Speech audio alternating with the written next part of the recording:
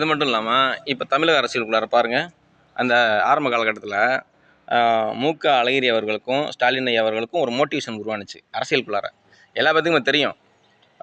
சில பல காரணங்களால் மு.க. அழகிரி ஐயாவை கருணாநிதி அவர்கள் கட்சியில் உறுப்பினர் பதவியிலேருந்து கூட இருக்கக்கூடாதுன்னு சொல்லி பதவியிலேருந்து நீக்கினது, விலக்குனது எல்லாமே எல்லாருக்கும் தெரிஞ்ச ஒரு விஷயந்தான்.